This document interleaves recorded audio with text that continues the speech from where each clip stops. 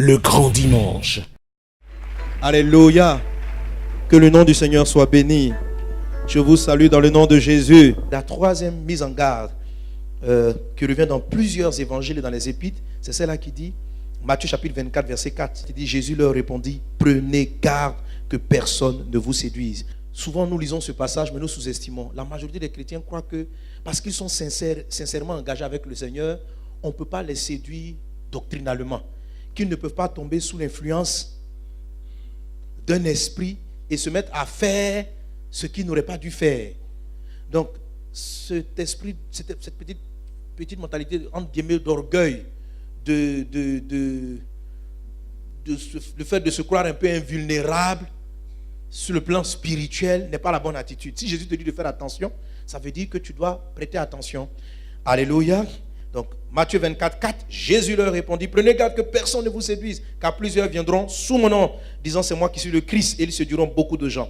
Luc 21, verset 7, il lui demandait, Maître, quand donc cela arrivera-t-il, et à quel signe connaîtra-t-on que ces choses arrivent? Jésus répondit, prenez garde que vous ne soyez séduits, car plusieurs viendront à mon nom, disant c'est moi, et le temps est proche, etc., etc. Nous avons cité de nombreux passages où le Seigneur revient sur la dangerosité des faux prophètes, des faux docteurs. Un faux prophète est un porteur de prophéties erronées qui ne sont pas vraies. Amen. Quand on dit un mauvais esprit, ça peut aller d'un démon, mais ça peut pas toujours un démon. Quand la Bible parle de mauvais esprit, ça peut être aussi une mauvaise conception, une mauvaise manière d'entrevoir la marche avec Dieu. Amen. Pour exemple, le jour où les disciples ont voulu invoquer le feu du jugement sur les personnes qui avaient chassé Jésus du village. Et Jésus a dit, vous ne savez pas de quel esprit vous êtes animés. Amen.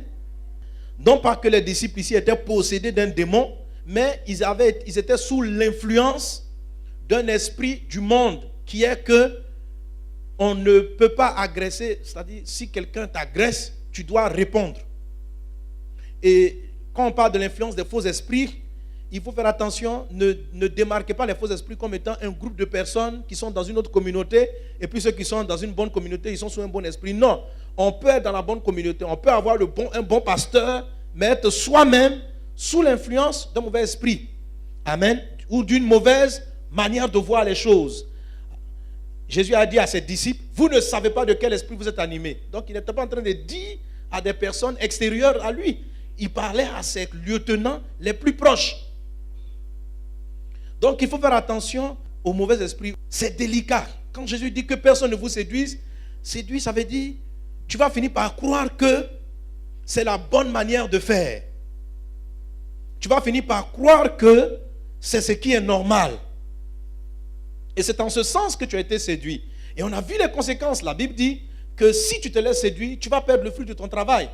Et tout dépend de quelle tendance tu vas suivre. Il y a certaines tendances qui vont te faire perdre le fruit de ton travail, certaines tendances qui vont détruire ton foyer, détruire ta famille, détruire ta maison. Ça ne va peut-être pas toujours jouer sur ton salut après la mort, parce qu'un faux esprit, ce n'est pas pour t'amener en enfer, mais ça peut te faire perdre beaucoup de temps, de l'argent, ta famille, ton foyer, parce que tu es sous une mauvaise influence, qui n'est pas celle de l'Esprit de Dieu. Alléluia.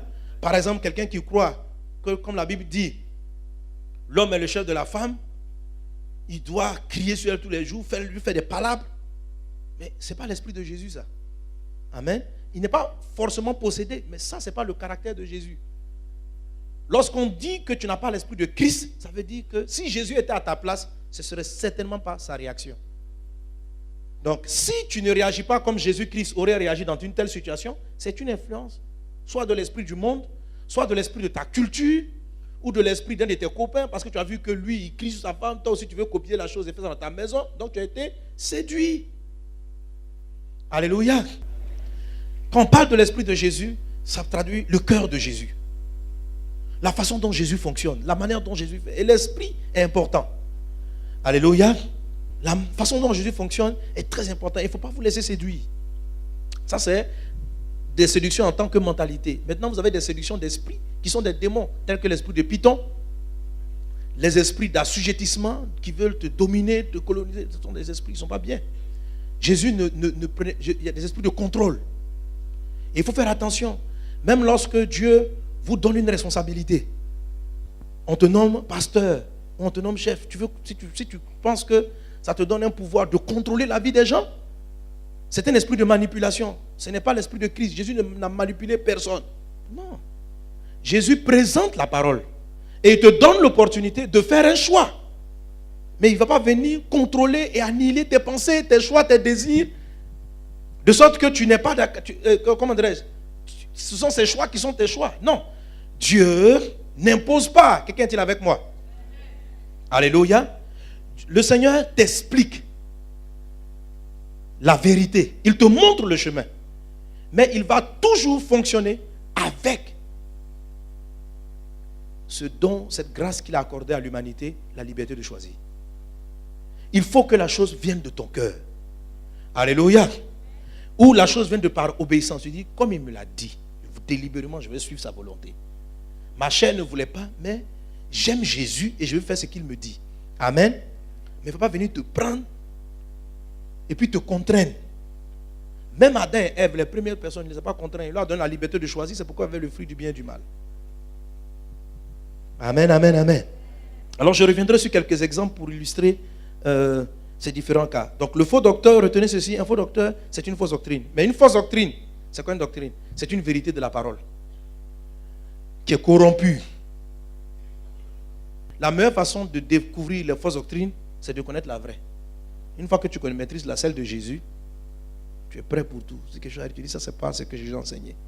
Amen, amen, amen. Et vous allez avoir des doctrines qui vont... L'apôtre Paul en parle énormément, c'était son combat, qui vont vous éloigner de la grâce de Dieu.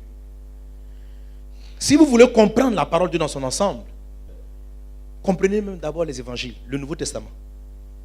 Parce que la Bible commence de l'Ancien Testament au Nouveau Testament. Le Nouveau Testament traduit la Nouvelle Alliance. Amen. Amen. Quand tu lis le Nouveau Testament avec l'Esprit de Christ, le Saint-Esprit il t'éclaire.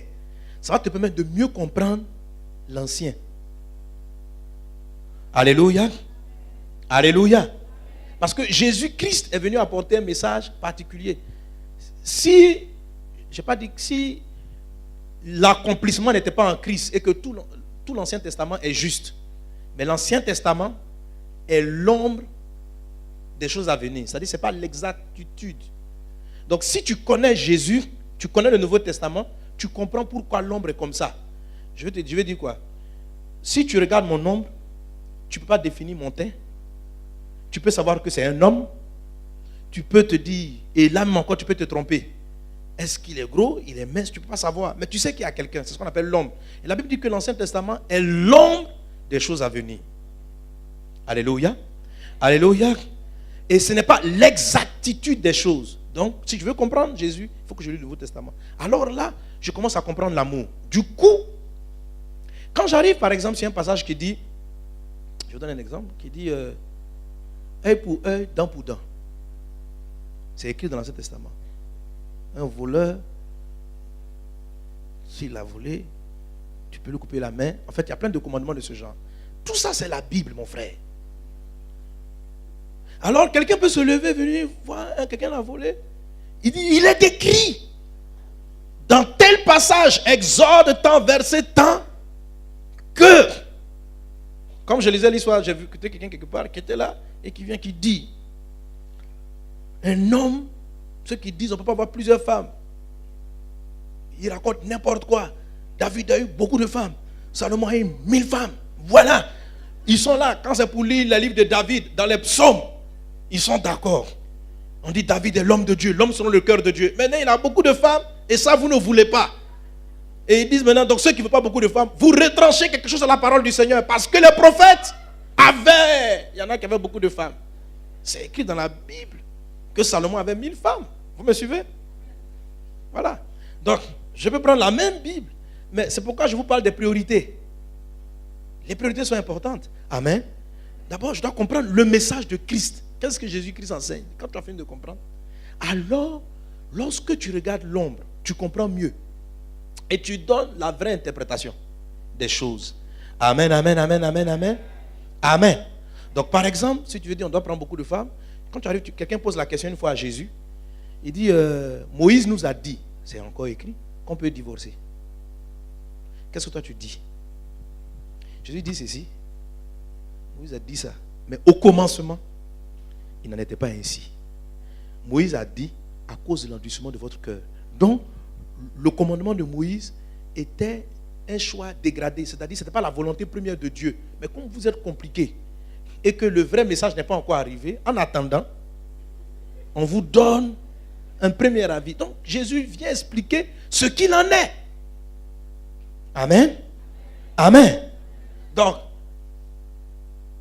si quelqu'un a 2 femmes, on a des exemples dans la parole de Dieu, mais est-ce qu'aujourd'hui on peut avoir 2 ou 3 femmes? On va voir ce que Jésus-Christ a dit et qu'est-ce que Christ en dit. Amen, amen, amen. Ce sur quoi je vais insister aujourd'hui, c'est comment est-ce qu'on les reconnaît. Donc, comment discerner les faux docteurs, les faux prophètes, les mauvais et les faux esprits. Amen. Comment je peux être sur mes gardes? Comment je peux être sur mes gardes? La première des choses, c'est ceci: ayez un cœur pur et honnête vis-à-vis de Dieu. Une des dernières grandes séductions contre laquelle le Seigneur nous met en garde, par rapport à laquelle le Seigneur nous met en garde, c'est qu'on va voir les textes tout de suite. À un moment donné, parce que les hommes ne vont pas aimer la vérité, Dieu va permettre que le monde soit séduit par un esprit de mensonge. Et Dieu avait mesure pour comprendre qu'on tombe dans la séduction des faux prophètes. On n'arrive plus à entendre clairement la voix du Saint-Esprit. Lorsque nous-mêmes, au fond de notre cœur, avant même d'écouter un message, nous-mêmes en nous, on n'est pas dans le vrai. On n'est pas honnête avec Dieu. Dieu nous parle et on ne change pas. On est endurci sur des points. C'est-à-dire, une personne qui n'a pas un cœur vrai est beaucoup plus susceptible de se tromper qu'une personne qui marche avec honnêteté, sincérité devant le Seigneur. Amen. Amen, amen, amen. Jésus le dit. Donc la première des choses pour discerner ou bien pour être ferme par rapport à la mise en garde des faux prophètes, c'est ceci: ayez un cœur pur, honnête vis-à-vis de Dieu. Luc chapitre 12, verset 1. Ici, Jésus est en train de mettre en garde contre des faux docteurs, contre des mauvaises tendances qui étaient en train de prendre place dans le peuple de Dieu. Luc 12, 1 dit ceci: sur ces entrefaits, les gens s'étant rassemblés par milliers au point de se fouler les uns les autres, Jésus se mit à dire à ses disciples: avant tout, gardez-vous du levain des pharisiens qui est l'hypocrisie. Amen. Donc l'hypocrisie, c'est c'est présenter ce qu'on n'est pas. Matthieu chapitre 16, verset 11, il dit la même chose. Comment ne comprenez-vous pas que ce n'est pas au sujet du pain que je vous ai parlé? Gardez-vous du levain des pharisiens et des sadduciens. 1 Timothée chapitre 4, il a dit: mais l'Esprit dit expressement que dans les derniers temps, plusieurs abandonneront la foi pour s'attacher à des esprits séducteurs et à des doctrines de démons, par l'hypocrisie de faux docteurs portant la marque de la flétrissure dans leur propre conscience. Amen. Et je vous amène sur le texte dont je parlais tantôt, qui décrit le type de séduction qui va frapper ceux qui n'aiment pas la vérité. 2 Thessaloniciens chapitre 2 à partir du verset 1. Il est dit: pour ce qui concerne l'avènement de notre Seigneur Jésus-Christ et de notre réunion avec lui, nous vous prions, frères, de ne pas vous laisser facilement ébranler dans votre bon sens et de ne pas vous laisser troubler, soit par quelques inspirations, soit par quelques paroles ou par quelques lettres qu'on dirait venir de nous, comme si le jour du Seigneur était déjà là. Verset 3. Que personne ne vous séduise d'aucune manière, car il faut que l'apostasie soit arrivée auparavant et qu'on ait vu paraître l'homme du péché, le fils de la perdition. Verset 4. L'adversaire qui s'élève au-dessus de tout ce qu'on appelle Dieu ou de ce qu'on adore, jusqu'à s'asseoir dans le temple de Dieu, se proclamant lui-même Dieu. Verset 5. Ne vous souvenez-vous pas que je vous disais ces choses lorsque j'étais encore chez vous? Et maintenant, vous savez ce qui le retient, afin qu'il ne paraisse qu'en son temps. Verset 7. Car le mystère de l'iniquité agit déjà. Il faut seulement que celui qui le retient encore ait disparu. Et alors paraîtra l'impie que le Seigneur Jésus détruira par le souffle de sa bouche et qu'il anéantira par l'éclat de son avènement. Maintenant, attendez. Prêtez encore attention au verset 9. À partir du verset 9, il a dit, l'apparition de cet impie se fera par la puissance de Satan, avec toutes sortes de miracles, de signes et de prodiges mensongers, et avec toutes les séductions de l'iniquité, pour ceux qui périssent parce qu'ils n'ont pas reçu l'amour de la vérité pour être sauvés. Donc le verset 10 dit qu'il va y avoir une manifestation de puissance, mais qui sera diabolique, des miracles, des choses extraordinaires, des révélations, beaucoup de dons. Et il dit, ce sera des choses mensongères qui vont séduire un certain nombre de personnes, principalement ceux qui n'aiment pas la vérité, qui veulent entendre ce qui leur fait plaisir sans écouter l'évangile. Il dit, comment dirais-je, et avec toutes les séductions de l'iniquité, verset 10, pour ceux qui périssent parce qu'ils n'ont pas reçu l'amour de la vérité pour être sauvés. Et aussi, verset 11, aussi, Dieu leur envoie une puissance d'égarement. Mes amis, qui envoie la puissance d'égarement? Dieu. Dieu envoie à des gens qui n'aiment pas la vérité la puissance d'égarement pour qu'ils croient au mensonge, afin que tous ceux qui n'ont pas cru à la vérité, mais qui ont pris plaisir à l'injustice, soient condamnés. Amen. J'ai donné un enseignement sur l'armée des cieux. Je reviens beaucoup là-dessus, sur ce passage. Donc le Seigneur dit ceci, qu'il va arriver une puissance d'égarement. Et ceux qui aiment les mensonges, qui aiment qu'on leur raconte des fables, qui n'aiment pas la vérité de l'évangile, vont finir parce qu'ils vont voir des prodiges, ils vont voir des miracles. C'est-à-dire, Dieu même va dire, c'est ce que tu veux, non? Par exemple, tu sais que l'adultère, c'est un péché. On a écrit la Bible comment? Mais tu pries, non, peut-être que Dieu peut accepter parce que je l'aime, je l'aime. Quand on prie, on dit, c'est pas ton mari, mais je l'aime. Le Seigneur comprend, ça aurait dû être l'homme de ma vie. Mais et puis tu te donnes des explications qui ne sont pas conformes aux Écritures. À un moment donné, tu vas entendre une voix. Oui, ma fille, ainsi dit l'Éternel ton Dieu, c'était ton mari. Les pasteurs n'ont pas encore la révélation de ce que j'explique. Si un mariage a été mal goupillé dans le passé, on peut maintenant le rattraper parce qu'on est sous la nouvelle alliance. Les alliances passées, avec des versets compliqués. La Bible dit, ce que tu ne veux pas qu'on te fasse, ne le fais pas autrui. Parce que toi, tu peux accepter que quelqu'un vienne sauter ton mari. Comment Jésus va accepter que toi, avec une révélation, puisses sortir le mari d'autrui? Et tu vas aller parler à des pasteurs, on t'explique. Non, donc tu vas quitter l'église, on te dit la vérité pour aller entendre ce que tu as envie d'entendre. Mais à un moment donné, tu te dis, c'est ce que tu aimes, non? On te dit.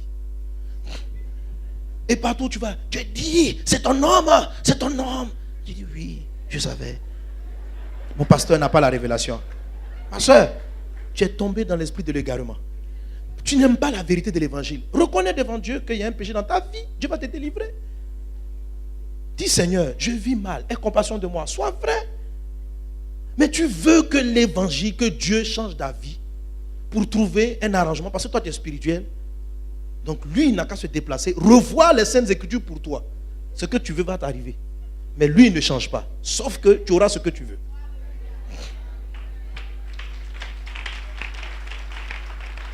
Il faut aimer la vérité de l'évangile. Il faut aimer la vérité. Qu'est-ce que la Bible dit concernant la situation? Tu lis, tu crois. Si tu n'y arrives pas, tu commences à pleurer pour que Jésus t'aide. Mais ne fais pas vouloir dire à Dieu ce que tu veux. Parce qu'à la fin, il va te dire ce que tu veux. La Bible dit Dieu, pas le diable. À un moment donné, pour ceux qui aiment le mensonge, Dieu lui-même va envoyer un esprit d'égarement. Il dit, vas-y ma fille, continue dans l'histoire. C'est ce que ça te plaît. Et puis tu fais, puis tu es en paix. Tu fais, et puis l'onction est toujours sur toi. Tu continues. Tu vois des miracles dans ta vie. Tu continues, tu vois que tes affaires marchent. Je dis, voilà. Si Dieu était contre moi, mes affaires ne marcheraient pas. Frère, lis la Bible. Est-ce que tu as vu ce qui est écrit? Que Dieu va amener sur la terre un esprit d'égarement pour ceux qui n'aiment pas la vérité. La Bible annonce cela pour la fin des temps, mais cela est déjà arrivé. En 1 Roi chapitre 22, il y avait un roi qui n'aimait pas la vérité. Akab, le mari de Jézabel. Il adorait les fétiches. En même temps, il prie Jésus, il prie Dieu. Il dit, il n'est pas clair. Et un jour, il partait en guerre et il appelait un de ses amis qui, lui, aime Dieu. Parce que Akab était le roi d'Israël et il appelait, comment il s'appelle, Josaphat, qui lui est le roi de Juda. Il dit, viens, on va aller faire la guerre. Josaphat lui dit, mais tu sais, on ne peut pas aller sans que Dieu nous ait donné l'accord. Parce que les deux pays sont censés avoir pour Dieu l'Éternel. Mais Akab avait fait un mélange de Baal, de toutes sortes de choses. Akab, c'est le roi du temps du prophète Élie. Et ils ont appelé des prophètes. Les prophètes sont venus, ils ont reçu une voix. Et puis ils ont commencé, allez-y, ainsi dit Dieu, vous aurez la victoire, vous aurez la victoire, vous aurez la victoire. L'Éternel n'a pas allé.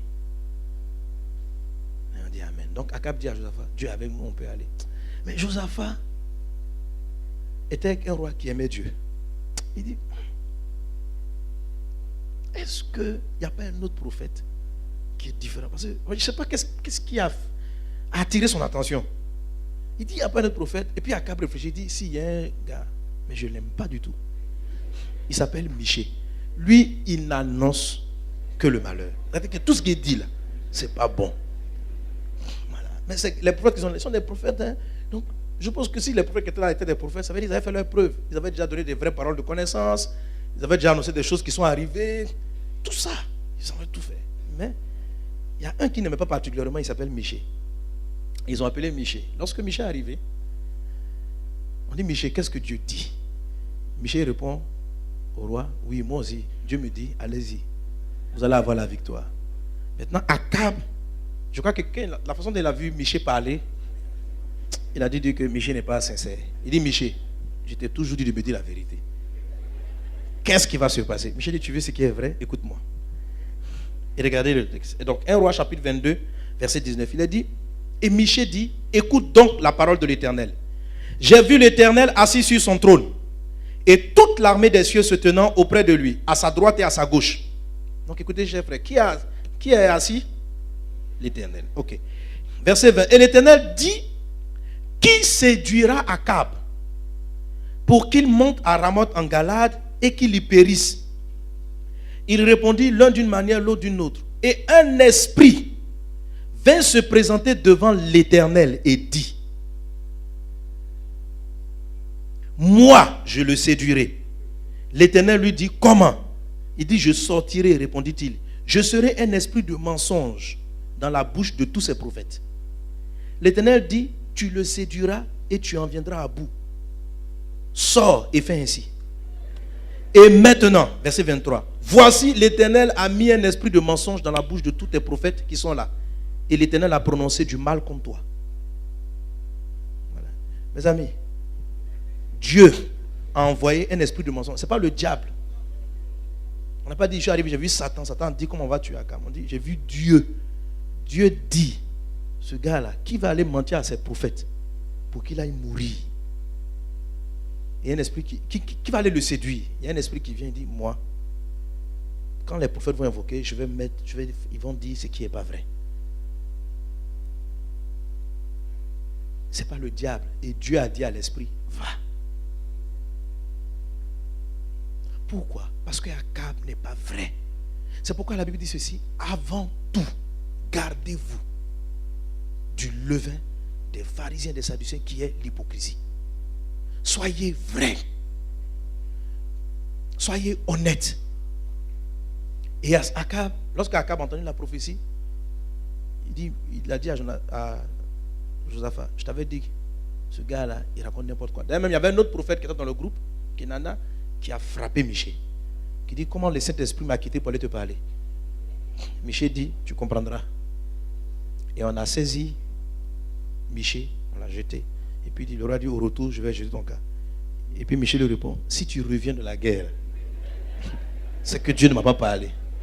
Et Akab est parti et n'est plus revenu. Frère, prenez garde.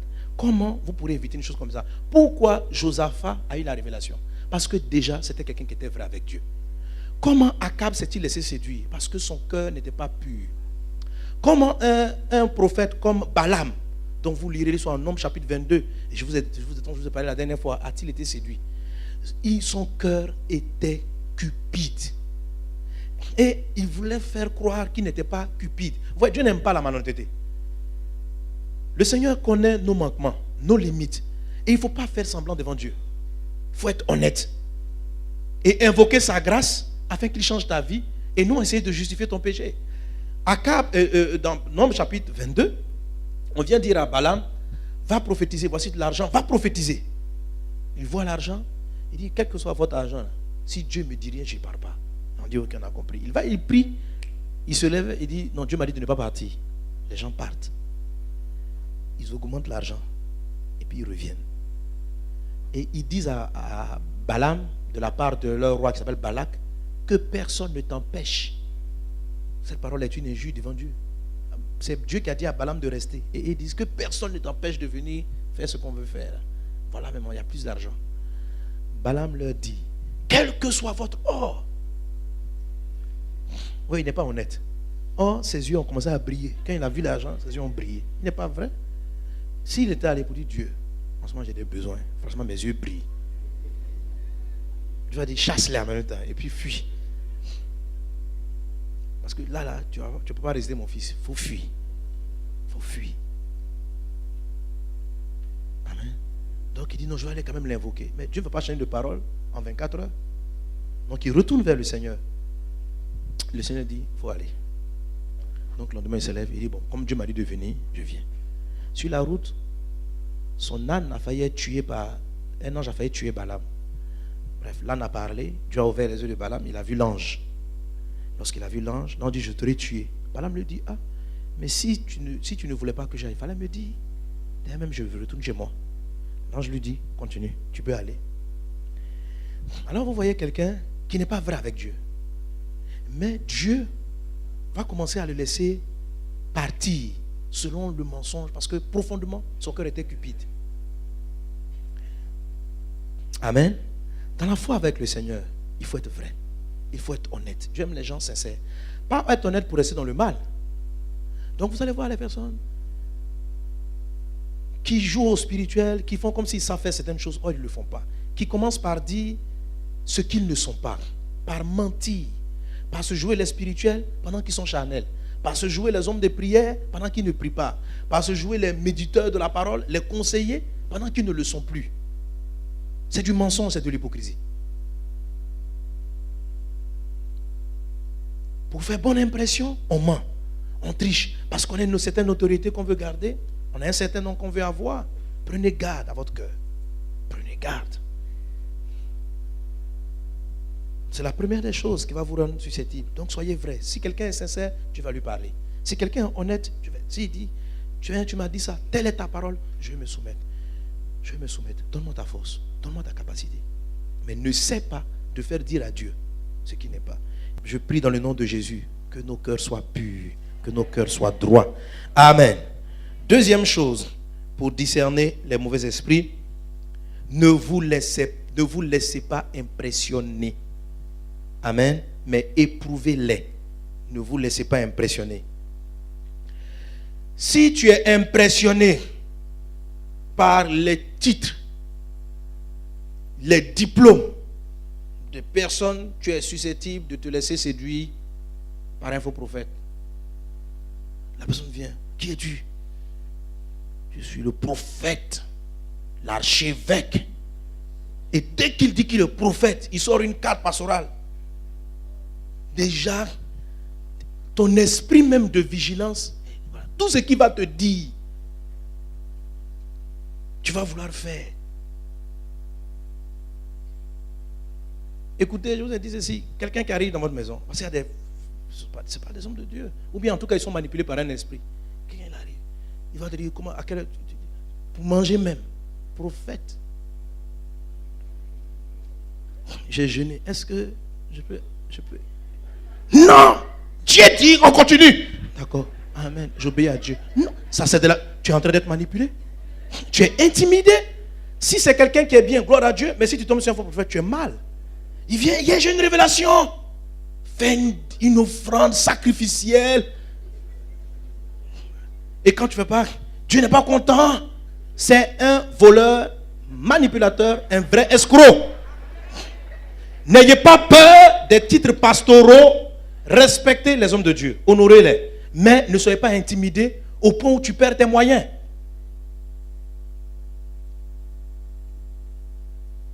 Ça dit, Dieu, écoutez-moi, c'est un peu comme si quand quelqu'un dit les pasteurs là, il y en a même, c'est comme s'ils sont devenus bêtes quoi.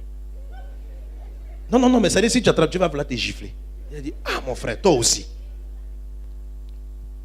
Donc ne soyez pas intimidés. Quand vous arrivez devant une personne, parce que vous ne pouvez pas discerner si déjà vous êtes vaincu par 3 prophéties qu'il vous a données qui sont justes.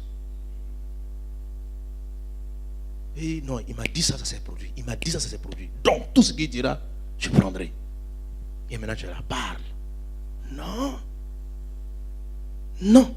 Quand Jésus te dit, prenez garde, comment est-ce qu'on peut prendre garde quand on est prêt à tout avaler? Je ne dis pas d'aller injurier les personnes. Il faut respecter les gens. Tout le monde, il faut parler avec courtoisie. Il faut respecter tout le monde.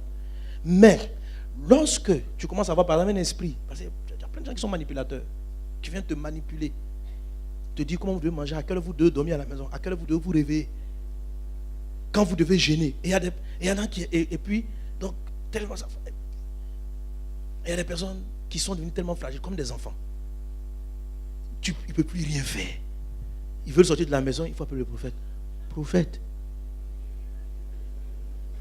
je peux sortir? Il dit, attends, que je consulte Dieu. Écoute, ça, peut-être que la personne est vraie, mais le prophète même qui parle, il s'est laissé influencer. Dieu ne fonctionne pas comme ça. Dieu va te dire, prie. Toi-même, mets ta conviction. Dieu parle. Dieu aime ses enfants. Est-ce que la Bible ne dit pas qu'on est des enfants de Dieu? Comment toi tu peux concevoir? Tu as plusieurs enfants. Il y a un enfant qui ne peut pas s'adresser à toi. Toujours pour te demander quoi que ce soit, il doit passer par un frère. Ça va pas te faire mal. Mais c'est que Dieu ne peut pas te parler. Tu veux lui demander 100 francs. Prophète, dis à Dieu que je vais 1000 francs. Le prophète va y prie. Dieu m'a dit. Prophète, je veux voyager. Qu'est-ce que Jésus dit? Dieu est vexé. C'est frustrant. Il t'a racheté un grand prix. Il dit, tu vas l'appeler papa. Mais comment un enfant, pour parler à son père, il ne t'a pas frappé, il est bon, il t'aime, mais chaque fois, grand frère, parle à papa. Dis-lui, je vais sortir. Mais un moment, tu as dit, mais lui n'a qu'à venir parler. Quelle personne, quel verset dans la Bible vous avez vu que Dieu a établi une seule personne comme intermédiaire? La Bible dit il y a un seul intermédiaire entre Dieu et les hommes. Jésus-Christ. Ce n'est pas Pasteur Sanogo, ce n'est pas un prophète, un tel. Il s'appelle Christ. C'est lui seul qui est mort à la croix pour nos péchés. Tous les prophètes, pasteurs, nous tous, nous bénéficions de la grâce de Dieu. Nous tous, on a été lavés par son sang. Nous tous, on est des ex-pécheurs à qui on a fait grâce, des anciens pécheurs. Voilà. Donc le prophète même là, chacun a son passé. Dieu t'aime. Et l'esprit de Python, c'est l'art de la manipulation. L'esprit de Python va commencer, lorsqu'il arrive dans ta vie, il te donne d'abord des prophéties justes. Vous lisez Actes 16, l'esprit de Python commence à prophétiser juste. Toujours. Et maintenant après, il prend le contrôle. Donc quand tu commences à croire, à voir, tu baisses ta garde. Et il va te dire tout ce que tu dois faire. Comment tu vas gérer ton argent. Comment tu vas faire ceci. Si tu dois faire un placement. Donc, la personne va couper ta communion avec le Saint-Esprit pour elle-même se substituer au Saint-Esprit.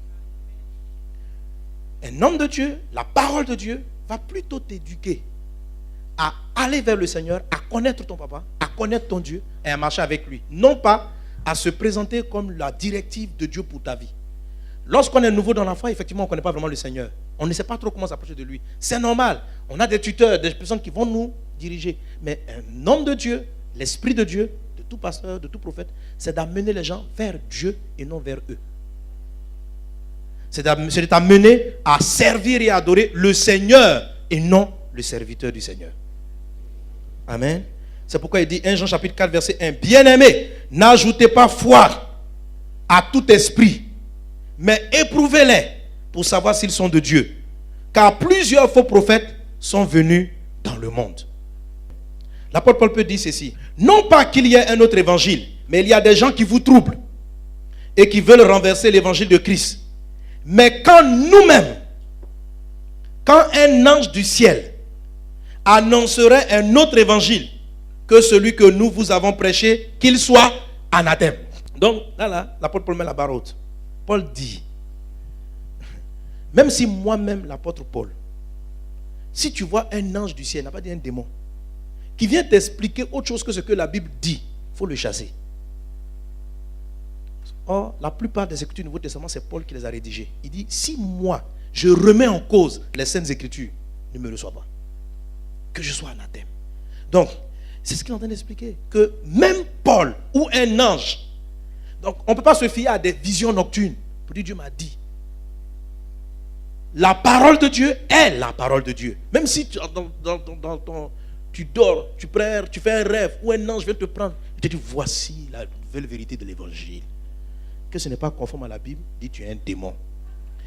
Une vision ne te laisse pas, parce qu'il y a des gens qui sont intimidés par leur propre vision, par des songes. Une vision n'est pas un signe que Dieu te parle. Les démons peuvent donner des songes et des visions. Il y en a qui disent non, j'étais dans ma chambre, j'ai vu un ange qui m'a dit, à partir de maintenant, prie Jésus sur une natte. Ah! Mais l'ange est venu, il avait une lumière qui brillait. Mais même s'il brille, ce qu'il doit dire doit être vérifiable. Parce que si tu vois un ange, tu peux t'intimider. Paul dit, si nous-mêmes, ou un ange du ciel, il faut l'éprouver. Il faut dire, je vais tester. Si l'ange est vexé, c'est que ce n'est pas Jésus. C'est que ce n'est pas Dieu. Et pourquoi veux-tu mettre à l'épreuve ton Dieu? Dieu a dit d'éprouver, frère. Même si c'est l'apôtre Paul, obéissons à la parole de Dieu. C'est si simple, elle n'est pas compliquée. Alléluia. Acte chapitre 17, verset 11, il est dit, référez-vous à la parole de Dieu dans la prière. Donc, ayez un cœur pur pour savoir s'il y a un faux esprit ou un vrai esprit. 2, ne vous laissez pas intimider. Parce que quand vous êtes intimidé, quand vous êtes effrayé, mais je ne suis pas en train de dire d'agresser les personnes verbalement. Même quand Jésus a vu le diable, il n'a pas insulté. Dieu n'insulte pas les gens. Dieu n'insulte pas. Il faut être toujours poli. Voilà. Donc même si quelqu'un n'est pas vrai, il faut savoir lui parler. Tu lui parles, tu ne crois pas, mais n'aie pas peur. Amen. Et qu'est-ce que tu dois faire? Troisième chose, tu dois te référer à la parole de Dieu, à l'Esprit de Christ, à la parole de Dieu. Acte chapitre 17, verset 10, il est dit, aussitôt les frères firent partir de nuit Paul et Silas pour Bérée. Lorsqu'ils furent arrivés, ils entrèrent dans la synagogue des Juifs. Verset 11, ces Juifs avaient des sentiments plus nobles que ceux de Thessalonique. Ils reçurent la parole avec beaucoup d'empressement. Et ils examinaient chaque jour les Écritures pour voir si ce qu'on leur disait était exact. Plusieurs d'entre eux crurent, ainsi que beaucoup de femmes grecques de distinction et beaucoup d'hommes. Amen. Regardez ce que la Bible dit. La Bible dit, voilà des croyants qui avaient une bonne disposition. Ils avaient des dispositions nobles. Paul enseignait la parole et ils examinaient les Écritures pour voir si ce qu'on leur disait était exact. Telle doit être votre attitude. Amen. Quelqu'un même peut prêcher. Et puis d'une chose, dit quelque chose qui n'est pas juste. C'est pourquoi je vous dis, notez, allez prendre les références. Il faut lire. Tu peux être là parce que bon, c'est passé Sanogo, on parle de passer Sanogo. Puis tu es intimidé. Il ne faut pas être intimidé. Ça ne tombe pas dans le mépris. Mais examine. Examine. C'est un esprit qui plaît à Dieu. Parce que la parole de Dieu, c'est la parole de Dieu. L'homme peut se tromper, mais il faut examiner. Quelqu'un te demande, fais telle chose. Rentre en prière. Dis, Seigneur, est-ce que toi tu dis ça? C'est comme ça qu'on fait. Est-ce que toi tu es dedans? Il va te dire, non, aujourd'hui, Dieu m'a dit, fais une offrande de protection. Parce que quand je prie, Dieu va te protéger. J'ai vu. Et puis le diable, l'esprit de putain, il aime effrayer les gens. J'ai vu la mort. Dans 4 jours. En ce dernier temps, il y a trop de gens qui viennent dire, il dit, tu sens qu'ils veulent t'effrayer. Je dis, mon frère, il dit, j'ai vu passer sans logo, tu es mort. Je dis, ah, donc de faire quoi? Il dit, non, c'est ce que j'ai vu seulement. Mais la parole là, je fais quoi avec? Se laisser intimider, c'est quoi? Parce que quelqu'un dit un truc comme ça, et ton cœur commence à battre. Mais tu es en danger. Pourquoi ton cœur bat? Est-ce qu'il se garde le pouvoir sur ta vie? Il y a un gars qui a quitté quelque part en France, il a apparu un matin dans mon bureau, il dit oui. Voilà, tu vas mourir bientôt. Il dit, ah mon ami, moi tu crois que tu veux venir me voir pour m'annoncer de bonnes choses? Comme ça, tu viens un matin. Mais faut pas. Si tu te laisses intimider, tu vas mal dormir la nuit. Tu dis, et si c'était de Dieu, c'était pas de Dieu. Attends, Dieu même il a peur de toi. Il ne peut pas t'expliquer. Et puis quand Dieu parle, pourquoi Dieu, quelle est l'utilité de t'annoncer? Ça fait, et puis ça fait quoi? Je ne sais pas quoi ça. Ça dit, quel est le fruit? Quel est le sentiment que ça va créer? Si ce n'est pas pour créer de la peur, pourquoi Dieu va faire peur à quelqu'un? Pourquoi Dieu, il te fait peur et puis il gagne quoi? Donc, examinez. La Bible est formelle, frère. Apocalypse 22, verset 18 à 19. Matthieu chapitre 5, verset 18 à 19. Dieu est clair. Tu ne peux rien ajouter à la parole, tu ne dois rien retrancher à la parole. Tu ne dois rien ajouter, tu ne dois rien retrancher. Ce qui m'amène, je vais dire peut-être des choses qui vont vexer des personnes, mais il faut dire la vérité de l'évangile. Quand vous avez des doctrines, des enseignements qui ne sont pas dans la Bible, peu importe l'âge de votre communauté, mes amis, revenez à la parole de Dieu. Apocalypse 22, versets 18 à 19. Je le déclare, à quiconque entend les paroles de la prophétie de ce livre, si quelqu'un y ajoute quelque chose, Dieu le frappera des fléaux décrits dans ce livre.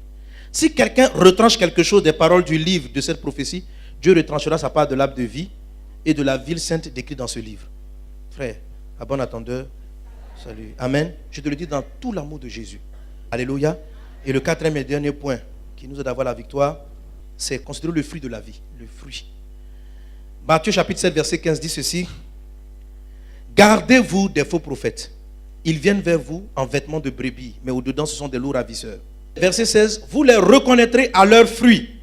Cueille-t-on des raisins sur des épines ou des figues sur des chardons?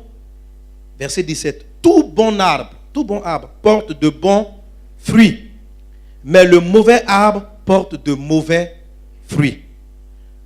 Verset 18. Un bon arbre ne peut porter du mauvais fruit, ni un mauvais arbre porter de bons fruits. Tout arbre qui ne porte pas de fruits, de bons fruits, est coupé et jeté au feu. C'est donc à leurs fruits que vous les reconnaîtrez. Ceux qui me disent Seigneur, Seigneur n'entreront pas tous dans le royaume des cieux, mais celui-là seul qui fait la volonté de mon Père qui est dans les cieux. Jésus revient encore sur cette même mise en garde. Matthieu chapitre 7. Gardez-vous des faux prophètes. Ils viennent avoir vêtements de brebis. Et puis il dit ceci. Vous les reconnaîtrez à leurs fruits. Dis avec moi le fruit. Le fruit. C'est quoi le fruit? Le fruit d'un prophète ou bien d'un docteur peut être décrit dans le livre de Galates chapitre 5 à partir du verset 18. La Bible décrit les œuvres de la chair. Il a dit, je vais lire, si vous êtes conduit par l'esprit, vous n'êtes point sous la loi. Or, les œuvres de la chair sont manifestes, ce sont l'impudicité, l'impureté, la dissolution, l'idolâtrie, la magie, les inimitiés, les querelles, les jalousies, les animosités, les disputes, les divisions, les sectes, l'envie, l'ivrognerie, les excès de table, les choses semblables. Je vous le dis d'avance, comme je l'ai déjà dit, à ceux qui commettent de telles choses, que ceux qui commettent de telles choses n'hériteront point le royaume de Dieu. Verset 22. Mais le fruit de l'esprit, c'est l'amour, c'est la joie, la paix, la patience, la bonté, la bénignité, la fidélité, la douceur, la tempérance. La loi n'est pas contre ces choses. Amen. Donc, verset 22 qui m'intéresse. Mais le fruit de l'esprit, c'est l'amour, la joie, la paix, la patience, la bonté, la bénignité, la fidélité. Ça, c'est un très bon élément pour jauger l'esprit d'une chose. Amen. Quand l'esprit du Seigneur agit, il produit la foi, la paix, l'amour. Lorsque un autre esprit prend place, il va produire d'autres fruits. Le fruit qui n'est pas de Dieu produit la colère. Vous avez des fruits qui sont contraires à ceux de l'esprit. Quand le Saint-Esprit n'agit plus, les réactions ne sont pas bien. On a cité le passage par exemple de Pierre qui ont invoqué le feu. Et Jésus a dit, ce n'est pas mon esprit. Pourquoi ce n'est pas le Saint-Esprit? Parce que dans l'esprit, il y a le jugement, il y a la condamnation, il y a la malédiction. Le Saint-Esprit ne maudit pas. L'Esprit de Dieu met la paix. Mais un esprit qui va venir, qui va donner des prophéties, qui va commencer à t'éloigner de ta famille, t'éloigner de tes parents, juger, insulter tes parents à la maison, ce n'est pas le Saint-Esprit. La Bible dit, le fruit de l'esprit, c'est la paix. Toi, ton fruit là, c'est la guerre seulement.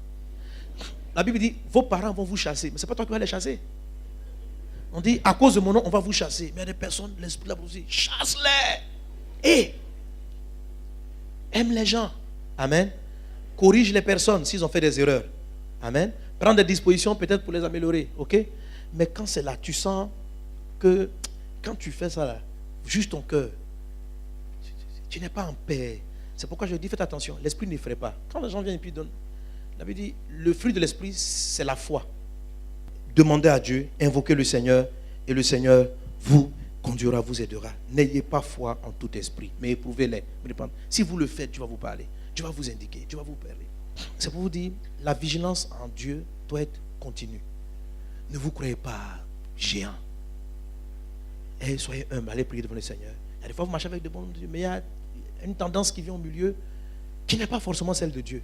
Il faut savoir sentir que c'est un peu l'esprit du monde. Ça va vous reculer, ça va prier. Toujours en aimant tout le monde. Amen, amen, amen. Amen, amen. Que Dieu vous bénisse abondamment. Le grand dimanche,